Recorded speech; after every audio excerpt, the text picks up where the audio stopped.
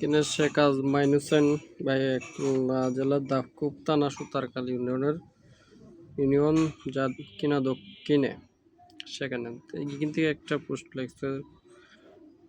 সম্পূর্ণটা শোনার চেষ্টা আর বোঝার চেষ্টা করা দরকার, কারণ এটা আফগানিস্তানের মতো অবস্থা হইতে বা একটা জঙ্গি রাষ্ট্র হইতে আমরা বেশি দিন বাকি নাই।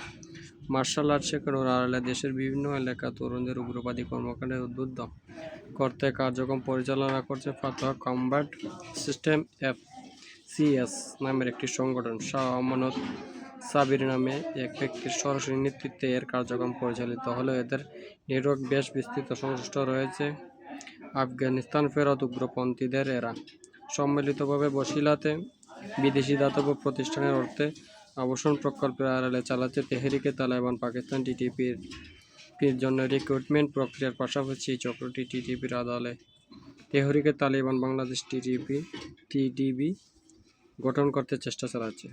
ফাতোয়া কমব্যাট সিস্টেম এখন পর্যন্ত খুলনা, যশোর, চাঁদপুর জেলায় এবং সুতারকালী, খুলনা, অভয়নগর, যশোর উপজেলার মার্শাল আর্ট সেন্টার পরিচালনা করছে। স্থানীয় স্টেডিয়ামগুলোতে পাবলিকলি মার্শাল আর্ট শিখিয়ে নিজেদের প্রকৃত আত্মরক্ষা শেখানোর প্রতিষ্ঠান হিসেবে তুলে ধরলেও গোপনে প্রশিক্ষণার্থীদের সাথে টেলিগ্রাম গ্রুপে TTP আল কায়েদার বিভিন্ন উগ্রবাদী বয়ান শেয়ার করে এবং বিভিন্ন ধরনের মতামত তুলে ধরে।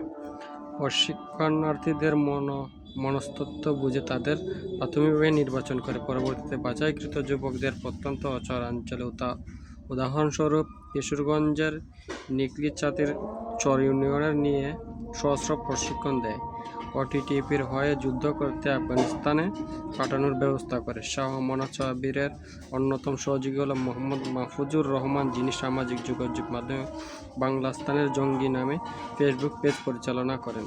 মাহফুজ দেশের বিভিন্ন এলাকায় ফাতোয়া কমব্যাট সিস্টেম পরিচালিত আখড়ায় প্রশিক্ষক হিসেবে গিয়ে বাছাই প্রক্রিয়ায় সহায়তা করেন বলে জানা যায়। এদের প্রচারণার কাজ ব্যবহার করা সকল মোবাইল নম্বরগুলো যাচাই করে নিশ্চিত হওয়া গেছে যে নম্বরগুলো ভিন্ন ব্যক্তিদের নামে রেজিস্ট্রেশন করা। এখন পর্যন্ত এই নেটওয়ার্কের যাদের শনাক্ত করা গেছে তারা হলো শাহ আমানত সাব্বির, মোহাম্মদ মাহফুজুর রহমান, মোহাম্মদ হেমায়েত হোসেন, মোহাম্মদ সাদাত, আবু সুফিয়ান, আবু ওসামা, ফয়সাল হাসান। আশা করি সংশ্লিষ্ট নিরাপত্তা সংস্থার সমূহ দ্রুততার সাথে এদের সম্পূর্ণ নেটওয়ার্ক চিহ্নিত করে যথাযথ পদক্ষেপ গ্রহণ করবে।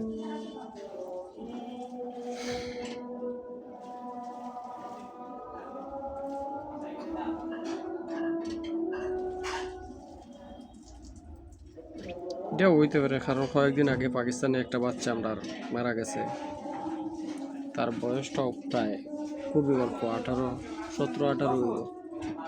এগুলো জিনিস ভাই দেশে জঙ্গি বানাইয়া বিদেশে ফেরত পাকিস্তানে নিজেরাই মারছে। TTPর হয়ে তেহরিকে TTPর হয়ে কাজ করতো পাকিস্তানে। তখন পাকিস্তানের সেনাবাহিনীর গুলিতে মারা যায়। দেশের মা বাপ জানতোই না যে ছেলে জঙ্গি। তো ভাই সাবধান হয়ে যাও, নিজের ছেলে সন্তানরা এইসব জঙ্গিদের থেকে দূর রাখার চেষ্টা করো। আর যারা জঙ্গি কাজে আসো তারা ভালো হয়ে যাও, নিজের দেশের মানুষের ক্ষতি করার থেকে মরে যান গা ভালো।